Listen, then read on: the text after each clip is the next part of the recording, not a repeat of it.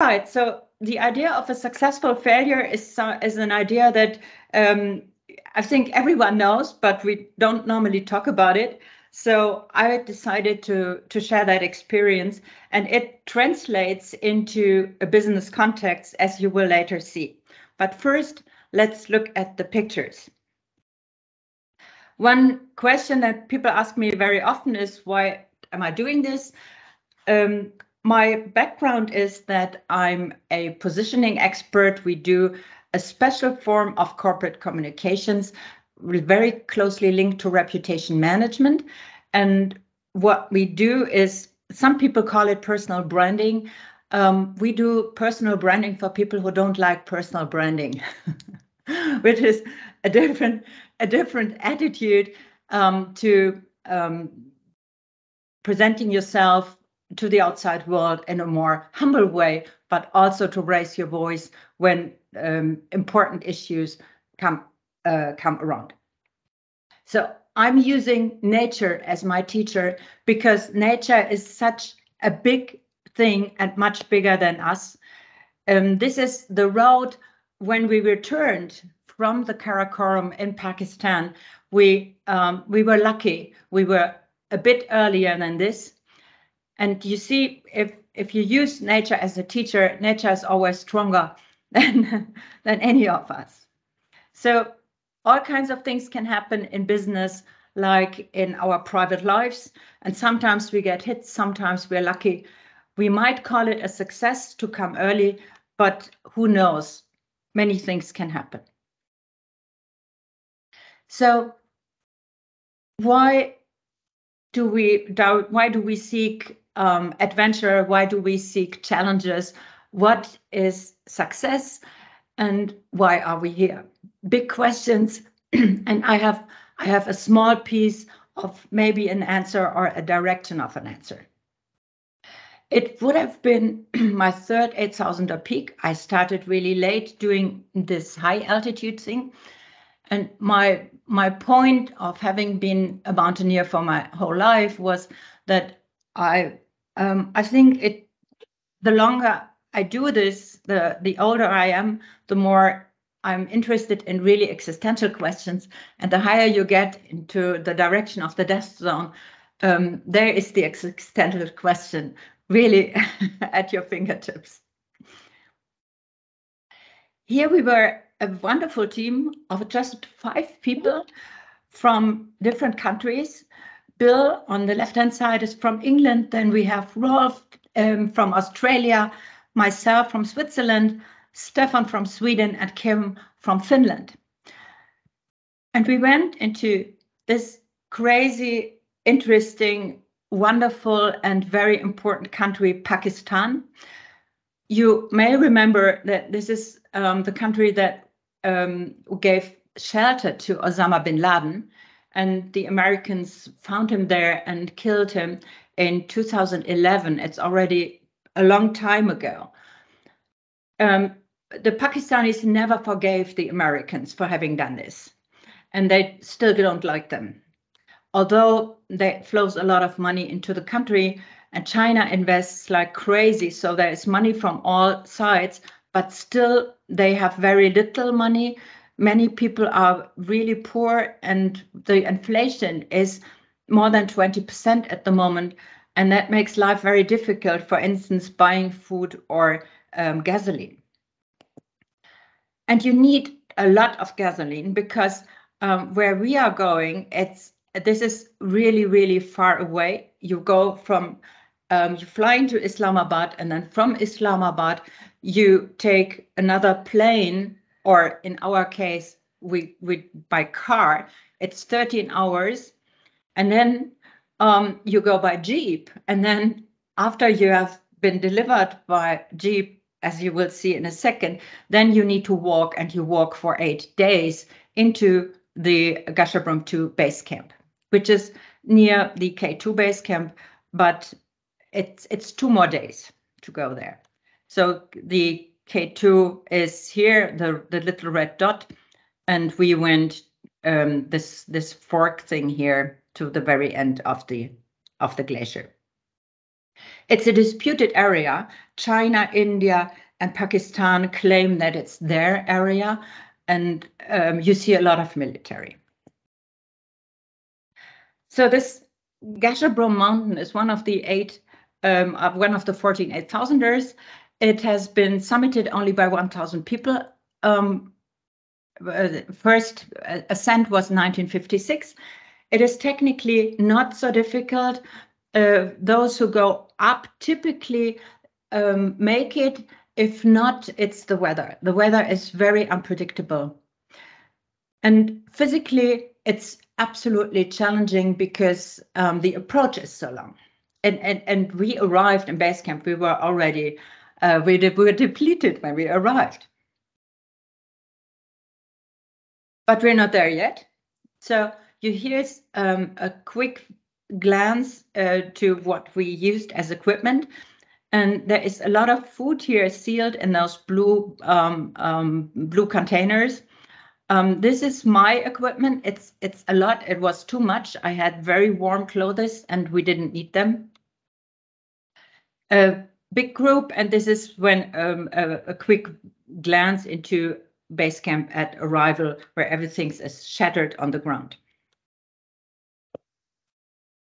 Transport was first by minivan, then by jeep, then by mule, the equipment, not us. And then we carried everything ourselves.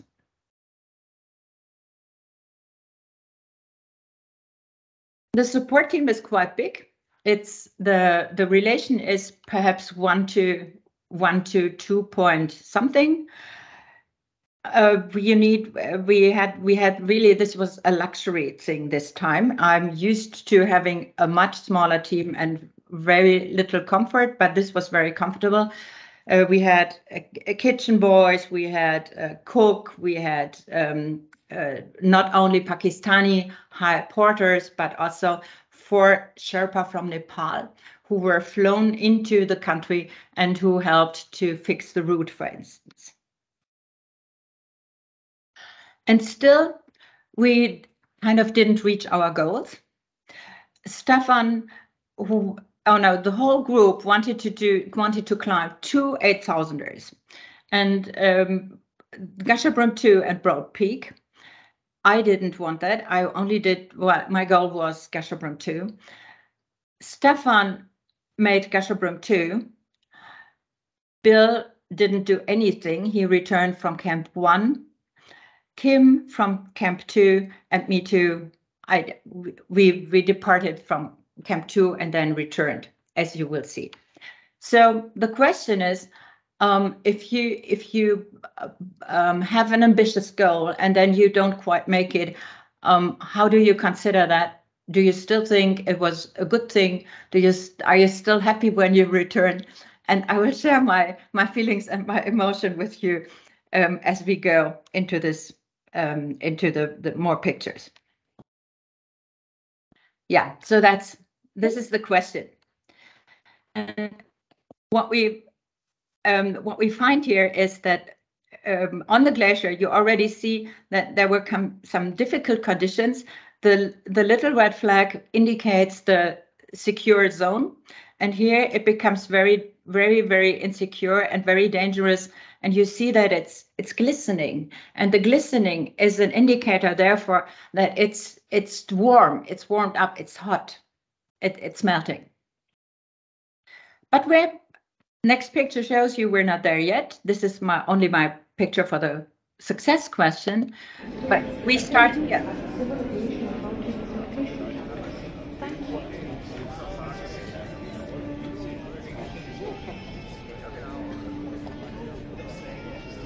So this was when the flight we wanted to take originally into the country was cancelled. Everybody who was on an expedition, it was only people with all their expedition gear on this flight, they needed to take a car.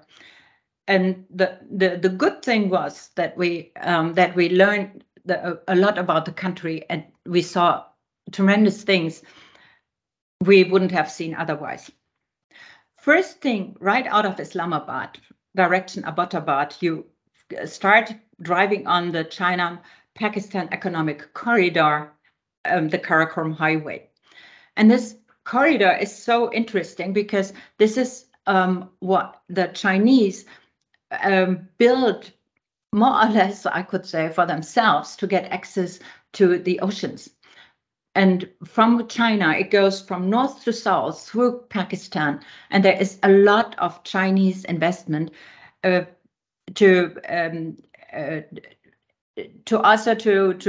create infrastructure for transport, and also a lot of energy and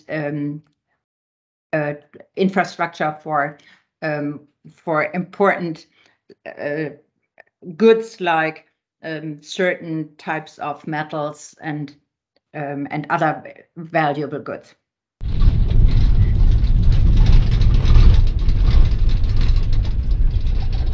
The Silk Road is not always a Silk Road, but you can already see that there is a lot of stone and dirt. But this is one reason why it takes such a long time. Another reason is that sometimes you are stopped and you have to make a payment. Here is someone who is called, they call themselves tourist police. And the reason for being is that they collect money from you. This is our camp manager and this is our driver, and they negotiate the amount of money they need to pay to continue. On this road, you see a lot of Chinese construction activity, and this is so interesting because I found that they invest really such huge amounts of money. This is supposed to be a hydro energy plant, like they build a dam and then collect the water that's coming from the glaciers, from the mountains. And what I think we saw was that there is, as we've been told, seems to be prisoners or forced labor, and they sleep in tightly guarded camps and then work on these construction sites. There's lots of equipment, and this is all these are Chinese trucks. So you see it all over the place. One thing that I found personally very, very rewarding and interesting was that we crossed this point where three giant rows of mountains meet. With here you see the Hindu Kush, the Karakoram, and the Himalayas, and there is rivers and valleys, lots of water meeting here. We go into the Karakoram, and there is the Indus River that we are walking along. First, we arrive in Skardu. Skardu is a small village, and you see that, yeah, this is a street life. You can buy, the shops are about carpets, about mattresses, about phones. Nothing much more. Oh. And then we continue. Yeah, the Flintstones. Good effort. Yeah. Thank you. Thank you.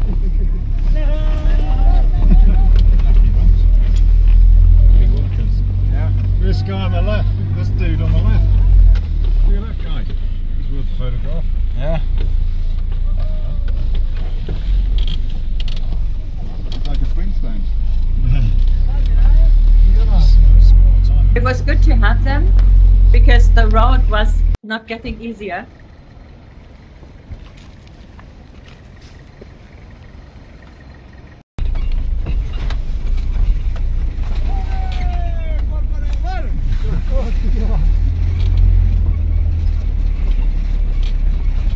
They say welcome back, Rolf.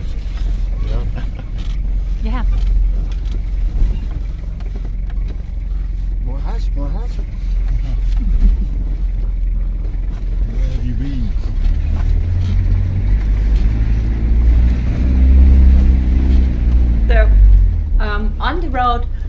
we saw something that I found very impressive, which are these holes in the rock, and the holes are the people have been digging them because there is gold. They search for gold here, gold and lapis lazuli.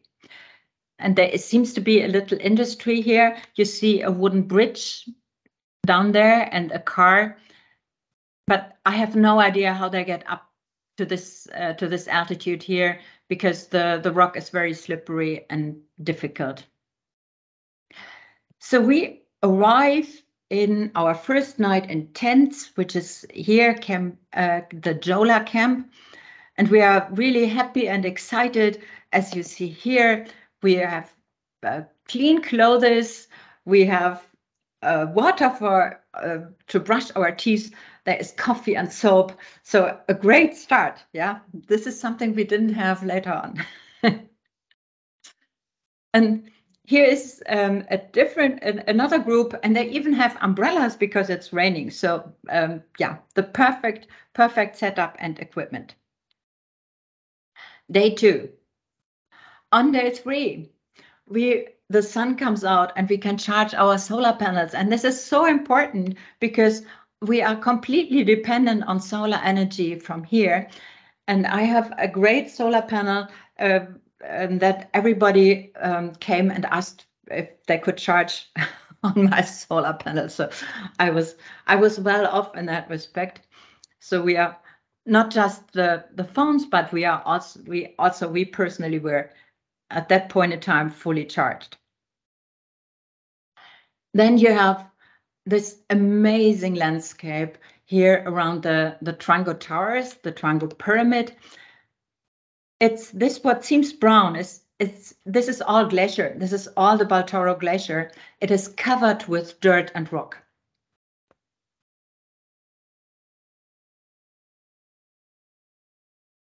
Now, day 5 of the trek on the Baltoro Glacier, we arrive here at this point where we can see K2 for the first time, the highest one on the picture.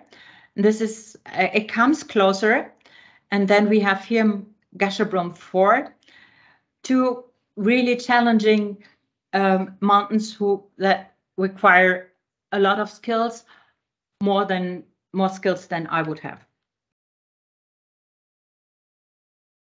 Concordia Place, not the Concordia Platz that we know from Switzerland, but it has a similar function because it's a crossing for all the different routes. And the mules are changed. So there is lots of people who are mule drivers, and they have their mules here. There is food, and there's, of course, a lot of mule shit. So it's not a comfortable place. It's not a place where I would like to camp. Okay, me and K2. I'm still in a very good mood here. And then it becomes a bit more challenging because we see here how it continues, and it becomes that kind of darker and darker. There are no plants. There is nothing much green, and it's just rock, and giant distances, incredible large distance. Like you see here, we come from around that little corner here, and this you'll walk, and you cannot do much sightseeing because you have to watch your step. So I look down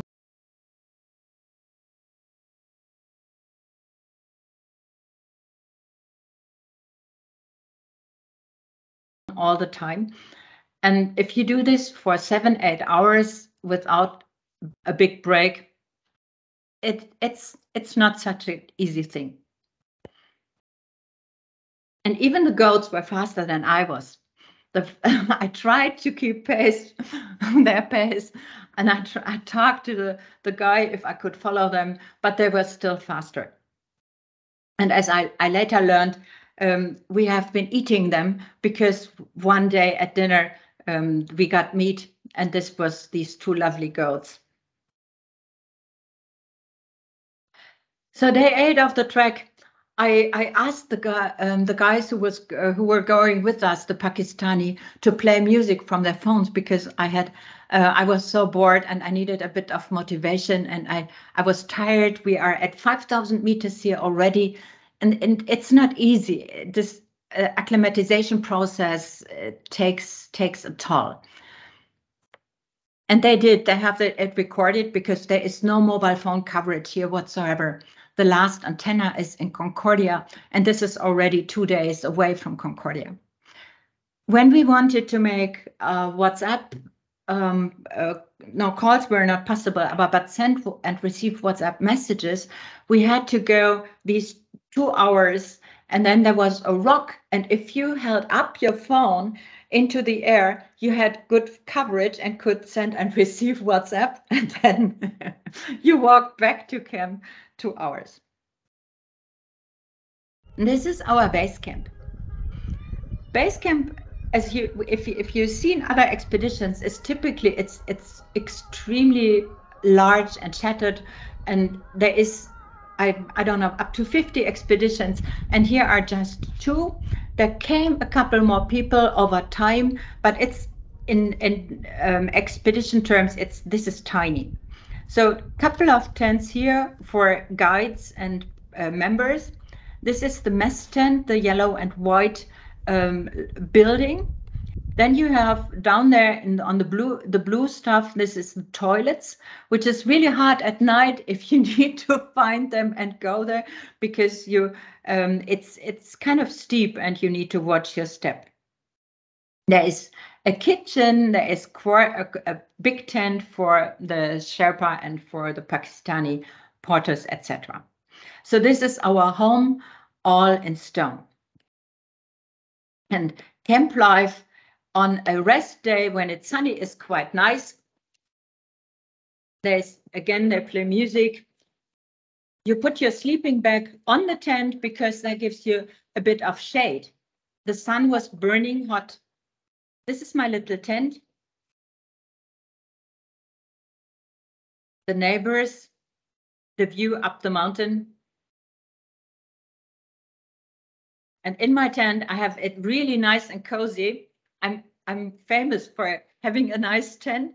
I have a carpet and a cushion, and everything's kind of cleaned up because I need to be able to find everything at dark, and everything has to be in the same place wherever I go. I have this logic that I'm using everywhere. More impressions from camp life. This is again where you can brush your teeth and wash your hands. My tent order here is my medicine, and here's my superfood, and my bottle that I'm taking everywhere since I don't know how many years. My guys in our mess tent, and you see it is really nicely furnished. They did a great job in furnishing it, bringing in some color, and it's nice and warm. There is even green grass, artificial grass. But it's good to have the comfort, because what we are doing in the coming weeks is that we go up and down the mountain all the time. And this is for acclimatization, and it's also meant to help you become faster and get to know the mountain in a good way. So base camp is down here, very tiny, and we go up to the left into the left upper corner. And these are called rotations. So first rotation, you go from base camp to camp 1 and back. Second rotation, you go from base camp to camp 1, continue to camp 2, then to camp 1, and then to base camp. You repeat the circle after a couple of days rest.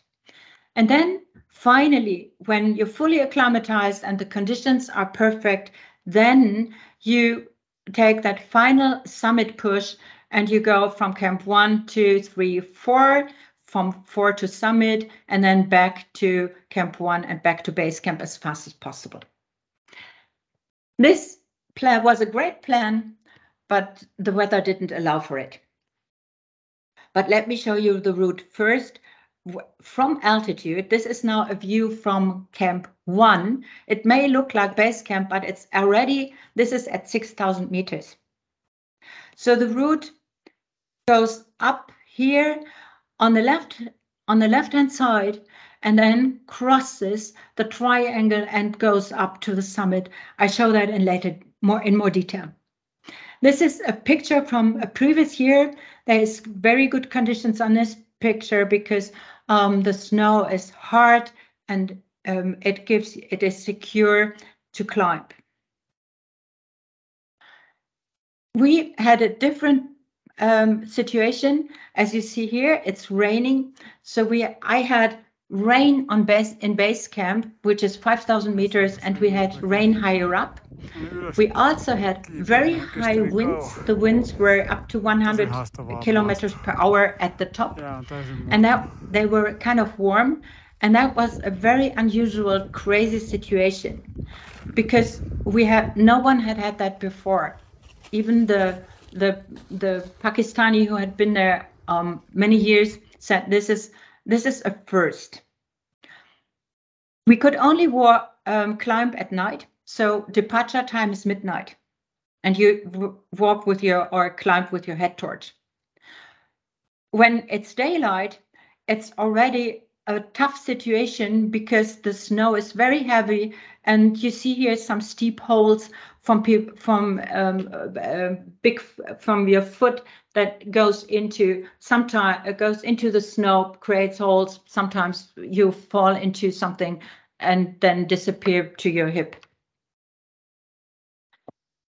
The glacier, this is maybe 7 o'clock in the morning.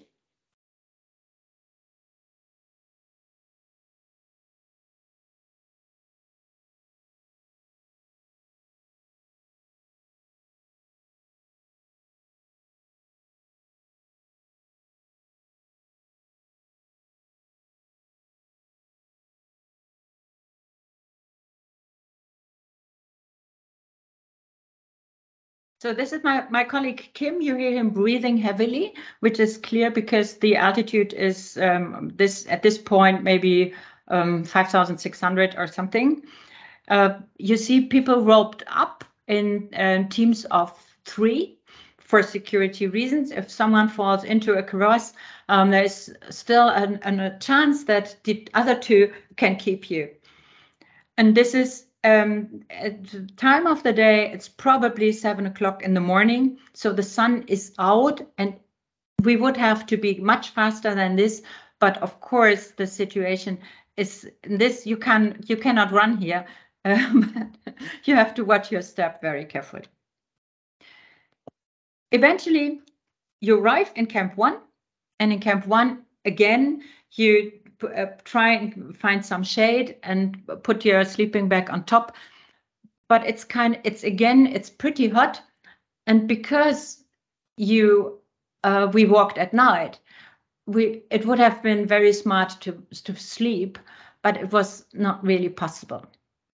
So you lie there in your underwear and try and sleep. And you try and eat, and it's not so easy to eat up there because the appetite, disappears.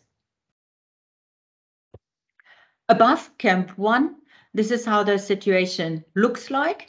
You walk on a fixed rope, and the fixed rope has it's always 50 meters, and then comes an anchor, or most of the time it's 50 meters. Meant to give you a bit of support. You can pull yourself a little bit up on the rope, but mostly it's for security reason, because when you fall and you're clipped into the rope, then you fall a maximum of 50 meters and then come to a stop at an anchor point. What we experienced a couple of times here is that the anchors were hanging loose because the aluminum stick that is used to fix the rope, and that is typically very, very deeply planted and buried in the snow. It because of the heat, it just fell off. So that was a potentially dangerous, but we were lucky nothing happened. Here you see again the guys going up here. Eventually you arrive here at this point where the rock, this is the banana, so-called banana ridge. You see the curve of the banana, and you could move on here and cross that corridor here. A different picture, different angle. You again see the rope here for some support. And also in this situation, there is this little rope thing, which helps a lot. Yeah, and then comes my highest point. This is my Camp 2 moment, so to speak, where I'm with where I met these guys from the Pakistan military. There is military all over the place because of the politically challenging situation in the area.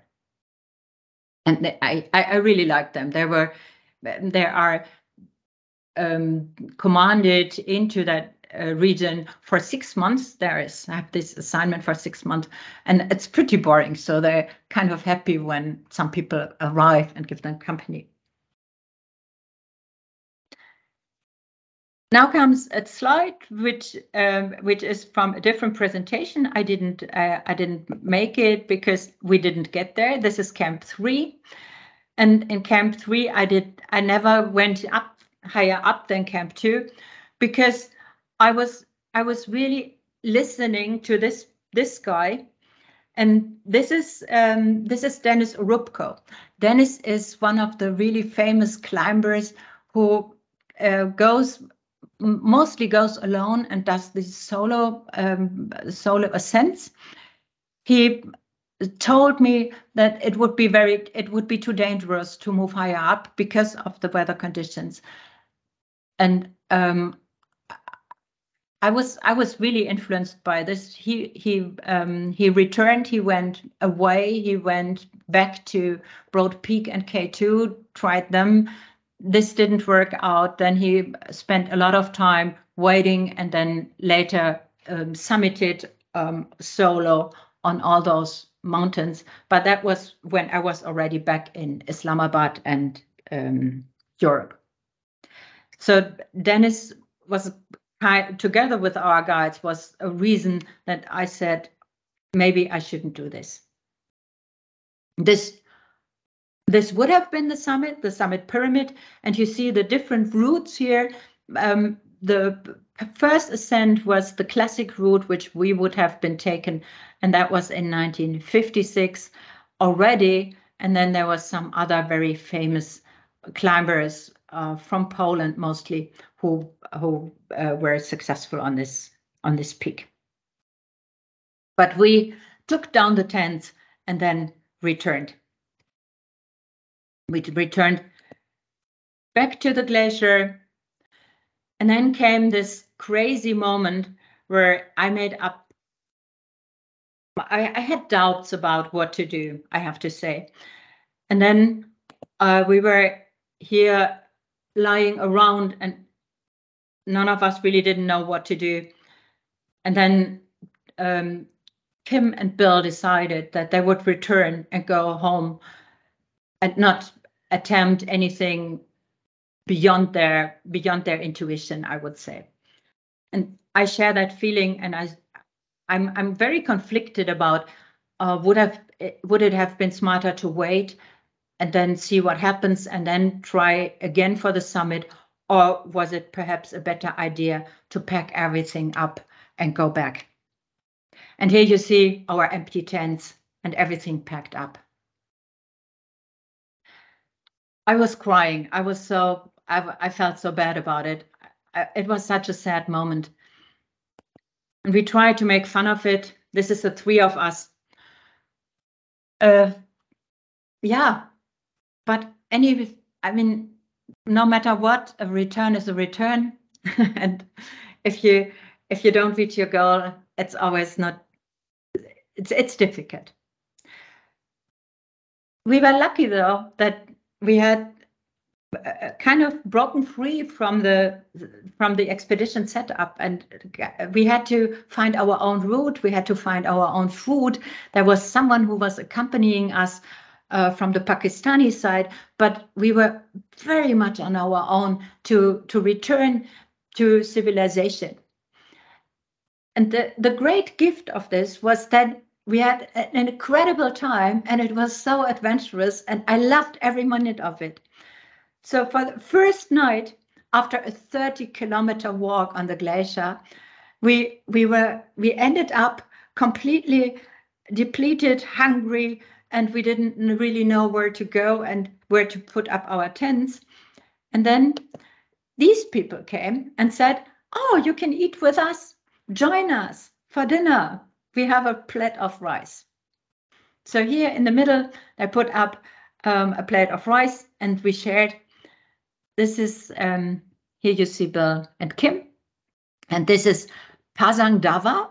She was on her way to her 6 8,000ers, later made it, very successful. And this is Zanu Sherpa, who was about to complete his second set of all 14 8,000ers. And you see them and you think, oh, maybe, this is a helping hand in the kitchen. No, this is a really famous guy. But he doesn't make a fuss about it. He's not. If I hadn't asked, he wouldn't have told me. So he kind of, he goes along and he does it, which is something that I really like. And when we talk about what is success and how public should you make those successes, you will see different examples in a few minutes.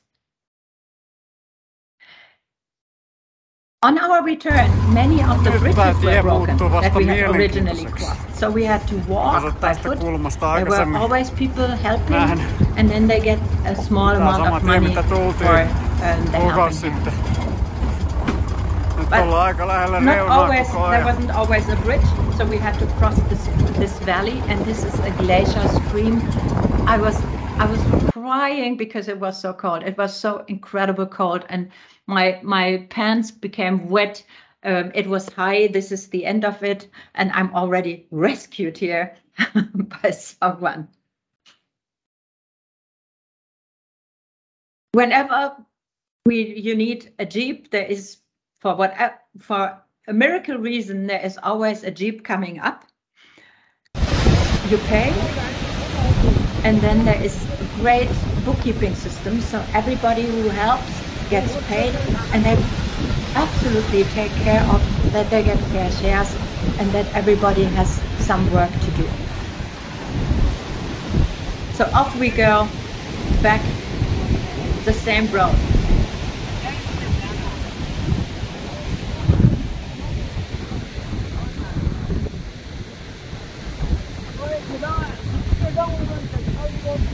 So here you see me standing because I lost a lot of weight, and sitting on the metal was so painful.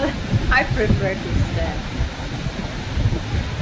And now comes my favorite moment of the expedition, which is another broken bridge. And we were put into this little wooden cage here, and then, or box, and then they pulled us over. Let me show you, when I arrived on the other hand side, I filmed Kim, and this is how it looks like.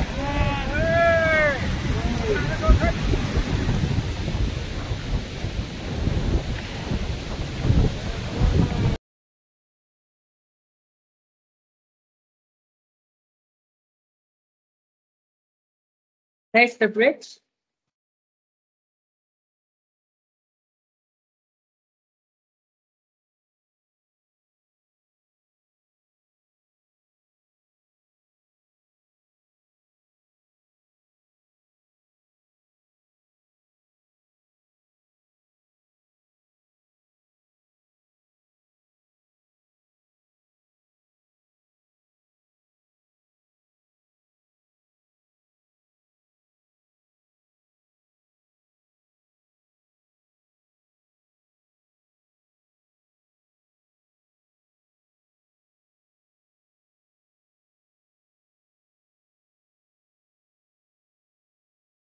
Okay, he's arriving.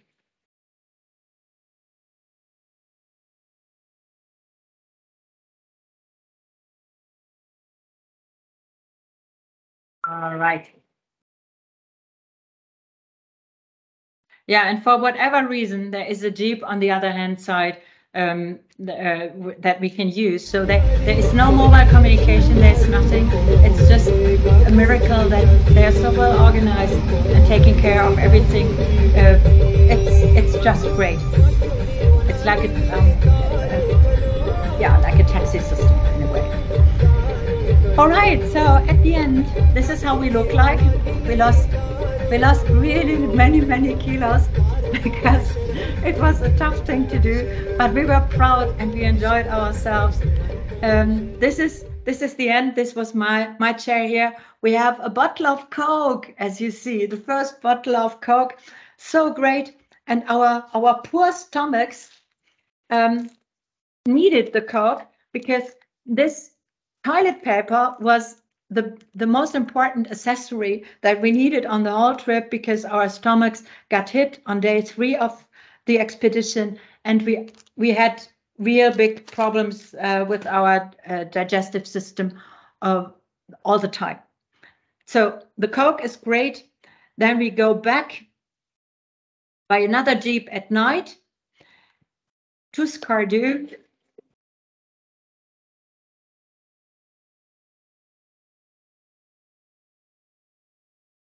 And he played all these Arabic songs all the time, was driving like crazy. And I was kind of scared that there was a child or a motorbike or whatever coming, but it all went really, really well. And I jumped to the last expedition picture. But this was in Islamabad, and my first burger. You have these really crazy wishes and cravings afterwards, and I paid it. I had so stomach cramps afterwards. It was really bad, but I enjoyed the burger nevertheless. So yeah, this is the question I'm asking myself, the question I want to share. How we have success and we have failure, and this is such a black and white thing. So how do we define it? There is people who go up those mountains with and this is the latest fashion. You take up to 11 bottles of oxygen.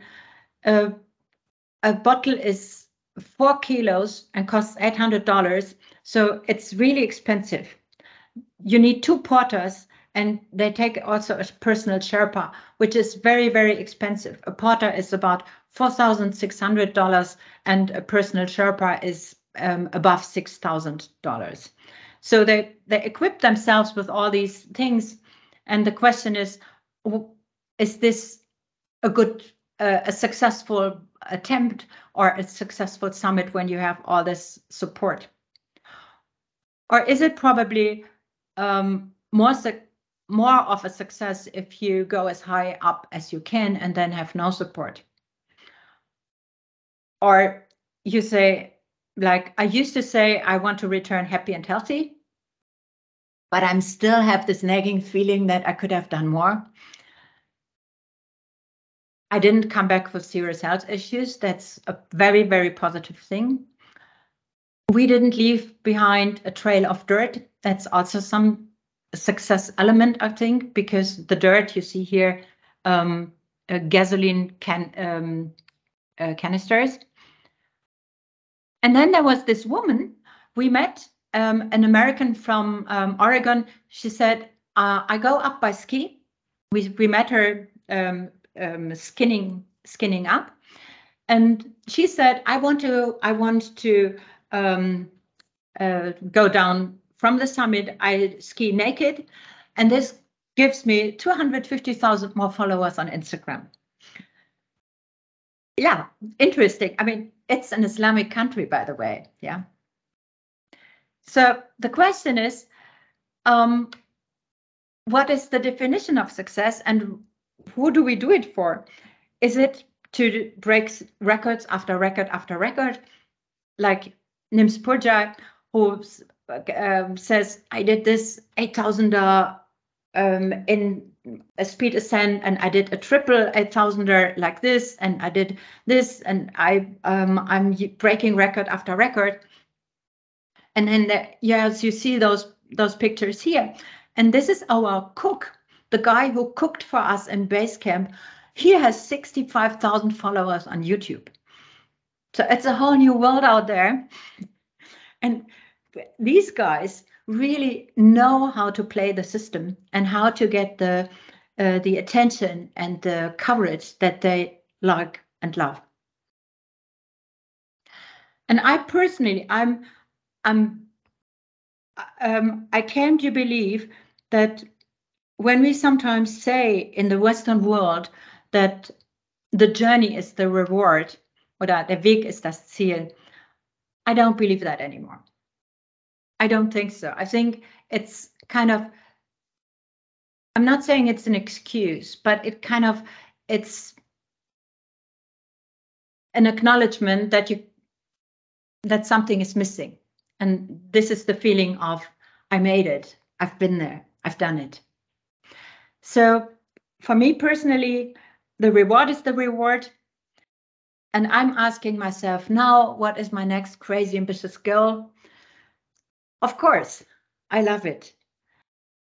And there is, I see that same thing happening in business, because I meet super interesting people and have the privilege to work with them on their vision and on their crazy ambitious goal.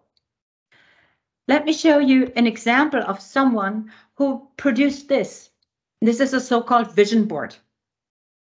And the vision board depicts your, let's say, next 12 months. What do you have as your vision that you want to achieve in this business? And this is a CFO who arrives, as we learn from this picture and its interpretation, who arrives in a company that has good elements like good numbers, bad numbers, and lots of initiatives going into very different crazy directions. And he brings fresh winds and delivers performance and has all his ducks in the row. That is his vision for the coming 12 months. And I can tell you from knowing the firm, that is crazy ambitious, because all the odds are speaking against it. And this is what I like, what I love, and I think we should all, yeah, go into this direction. So I want to close with my lesson learned. There's two kinds of people here. I see those who climb up to be seen, give me the followers, and then I'll ski down naked. And then there are those who climb up to see, because from the mountaintop you see about life and about the future. You see a bit into the future. The most important thing, says Sophie Lavaux, a famous climber, a French climber, she says the most important thing is to come back and tell the story. Now, I've had the privilege to tell you my story. I would like to say thank you for listening. And I'm very, very curious to hear from you what you think about success and failure from your personal experience.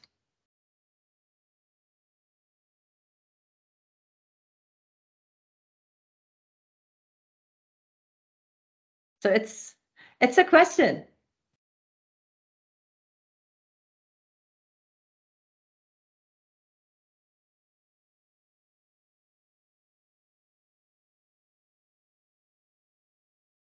If you need to put up, oh yeah, please. Sorry. Who of you wants to talk? Tatjana was first, so Tatjana, okay. You want to make a comment? Okay, thank you. Well, thank you so much, Susanne. This was amazing, and thank you for the fabulous pictures. I mean, they speak for themselves, but to hear you explain everything about this this fantastic story and have it told to us with so much humility and vulnerability is really heartwarming and very moving. Well, thank you for that, first of all. And I think this question about success and failure is definitely something one could discuss days in a row. I actually have just one very practical question. Money. How much do you take? How do you take it? Which currency? How do you pay? I mean, it's you were there for many weeks. Many helpers need to be paid. Do some of them get paid in advance? I mean, obviously there's no credit card business or anything, so you have to have cash. Yeah. Tell me a little bit more about that, just quickly. Yeah, you have to. I took cash. I took $1,600. I took $100 notes because you get better exchange rate, and you have to exchange to convert everything into Pakistani rupees. I later learned that dollars are really not appreciated. The difficult thing is that you cannot take it up to the summit, the money, your passport, and all the documents like your flight tickets, etc., etc. So it's a system of trust, and it works really well. That yet you leave everything in base camp, and you have a lot of paper. It's not really digital. Dennis. Great. Thanks, Susan, for sharing the story. And I've had a glimpse of some of those conditions many, many years ago when I did a hike to Everest Base Camp and can relate to the gastro problems and so on. And as I was reflecting on your question of, well, what is success? I think success is making the right decision for the context you find yourself in at the time. Because people can get blinded by the goal and make decisions that result in disaster. So I think having that wisdom to make the difficult choices is also a success of maturity of thought and cognition, and realizing there are people who know the limits, I know my limits, and making the right decisions is also an element of success.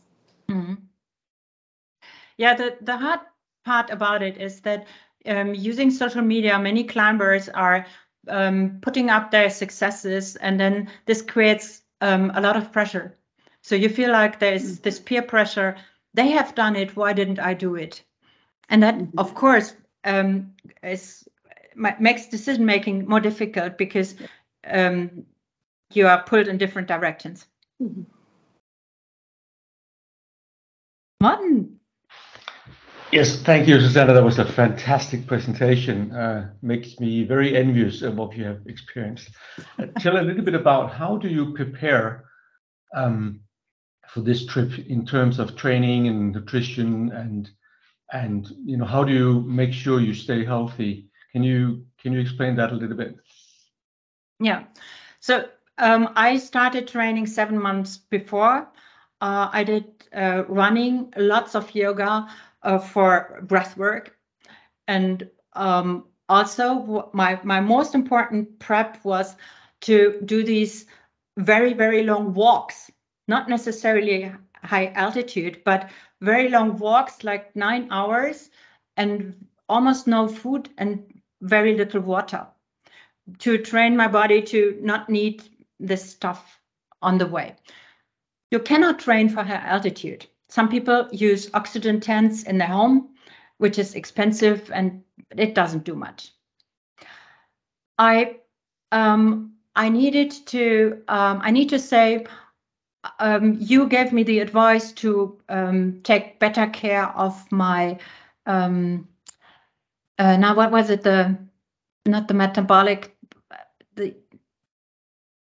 So nutrition, you know, how do you prepare your body for what you're going to have to eat? The patch. Later on? Yeah. What are you using the patch for? to the glucose levels, right? Yeah, this I didn't do, and this is something that I should have done because it would have helped me to get a better understanding of my needs in terms of food. I monitored my heart rate. I monitored my heart rate variability, and I have to say that it's still very low, so it needs to recover for quite some time. I think there isn't a good science for this optimization of nutrition, because you lose appetite at altitude, and the tendency is to don't eat, and that is of course very unhealthy. People eat carbohydrates like crazy, and I'm a person who doesn't like sweets, so that makes my life a bit difficult. Thank you.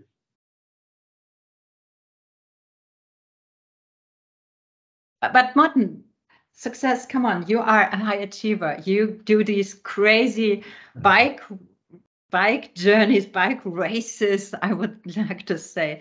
What makes you happy? What makes you unhappy? It is nothing compared to what you do. Let me put No, it that way. No, please.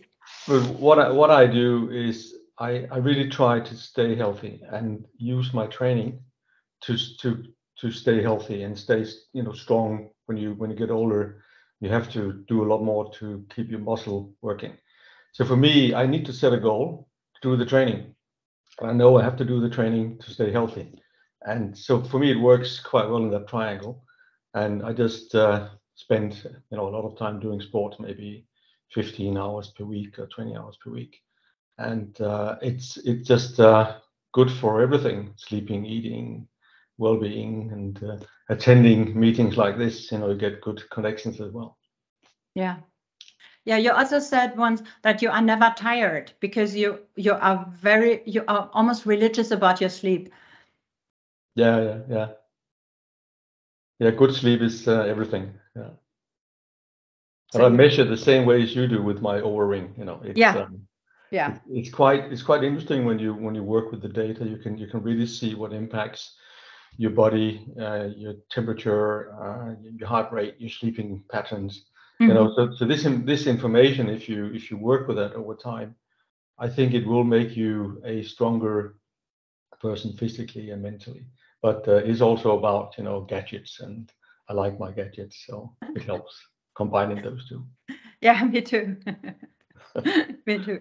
Yeah, and here, on my data, I can see that my heart rate variability is still really low. So the recovery process in the body takes surprisingly long, and that I didn't know that before, so I learned it here. Okay, any more questions? Any more ideas on success? How do we set goals? Yeah, I have one, if I may, again. Please. Now, when you're in the moment and you realize it's not going to go any further, and I remember years ago you had a similar kind of a situation in the Aconcagua, if I remember well, right? Mm-hmm. The Andes. Now, would you say it is a difference in the kind of disappointment that you feel in that moment, depending on whether you have to abandon due to weather, which is something you cannot influence, or whether you see that your physical condition doesn't allow you to go further? Is there a difference in the feeling of disappointment?